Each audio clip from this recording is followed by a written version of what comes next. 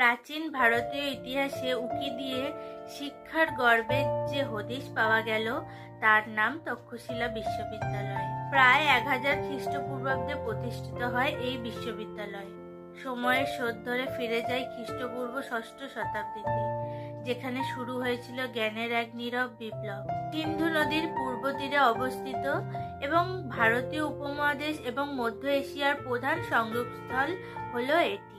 নগরটি কখনো কখনো পুষ্কলাবতীর সঙ্গে গান্ধারের রাজধানীর দায়িত্ব পালন করেছে, আবার কখনো বিদ্যাচর্চার কেন্দ্র রূপে খ্যাতি অর্জন করেছে। 1980 সালে বেশ কিছু এলাকা সহ তক্ষশিলাকে ইউনেস্কো বিশ্ব ঐতিহ্যবাহী স্থান হিসেবে ঘোষণা করা হয়। কথিত আছে, কৌটিল্য তার অর্থশাস্ত্র এই নগরেই রচনা করেছিলেন। রাজা বিম্বিসারের ব্যক্তিগত চিকিৎসক ধীবক এখানে অধ্যয়ন করেছিলেন। এই স্থান তৎকালীন বিভিন্ন বিখ্যাত গুণী ব্যক্তিদের অধ্যয়নস্থল। অন্তত 18টি বিষয়ে পাঠদানের ব্যবস্থা ছিল এখানে। তার মধ্যে কিছু উদাহরণ হলো চিকিৎসক, হস্তিচালনা, যুদ্ধবিদ্যা, স্থাপত্যবিদ্যা, সংস্কৃত ভাষা প্রভৃতি। তক্ষশিলা, যা বর্তমানে পাকিস্তানের পাঞ্জাবে অবস্থিত, খ্রিস্টপূর্ব 6ষ্ঠ শতাব্দীতে গড়ে উঠেছিল। এটি ছিল জ্ঞান এবং বিদ্যার এক বিশাল কেন্দ্র। এই বিশ্ববিদ্যালয়ে প্রাচীন ভারতের সাংস্কৃতিক এবং বৌদ্ধিক জীবনে একটি গুরুত্বপূর্ণ ভূমিকা পালন করেছিল। তক্ষশিলা বিশ্ববিদ্যালয়ে একসময় প্রায় 10,000-এরও বেশি ছাত্র পড়াশোনা করত। তারা শুধুমাত্র ভারত থেকেই নয়, পারস্য, চীন, গ্রিস থেকেও এখানে আসতো। এখানে প্রায় 64টি বিষয়ে শিক্ষা প্রদান করা হতো, যার মধ্যে রয়েছে চিকিৎসা শাস্ত্র, জ্যোতির্বিজ্ঞান, রাজনীতি, দর্শন, যুদ্ধ কৌশল এবং ভাষা শিক্ষার মতো বিষয়।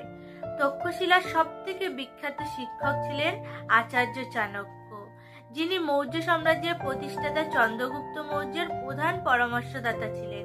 এখানেও বিখ্যাত চিকিৎসক জীবক, বেদভাষ্যকার পাণিনি এই বিশ্ববিদ্যালয়ের সঙ্গে যুক্ত ছিলেন। তক্ষশিলার শিক্ষা পদ্ধতি ছিল অনন্য। এখানে শিক্ষার্থীরা শুধুমাত্র তত্ত্বগত শিক্ষাই নয়, ব্যবহারিক শিক্ষা এবং জীবন দর্শনও অর্জন করত। প্রতিটি ছাত্রকে তার প্রিয় বিষয়ে গভীরভাবে গবেষণা করতে উৎসাহী করা হতো। তক্ষশিলা বিশ্ববিদ্যালয় শুধু জ্ঞান অর্জনের কেন্দ্রই ছিল না, এটি ছিল একাধিক সংস্কৃতির মিলনস্থল। এখানে জ্ঞান, বিজ্ঞান, দর্শনের সঙ্গে মানবিক মূল্যবোধেরও চর্চা হতো। তক্ষশিলা বিশ্ববিদ্যালয় প্রাচীন ভারতের গৌরবময় ঐতিহ্যের সাক্ষী।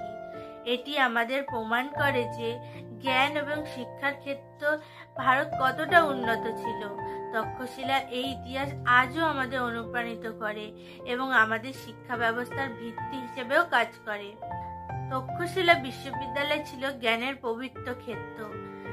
আজ আমরা এই প্রাচীন বিদ্যাপীঠ থেকে এই শিক্ষা নিতে পারি যে সত্যিকারের জ্ঞান কেবল নিজস্ব দেশ নয়, সমগ্র বিশ্বকে আলোকিত করতে পারে।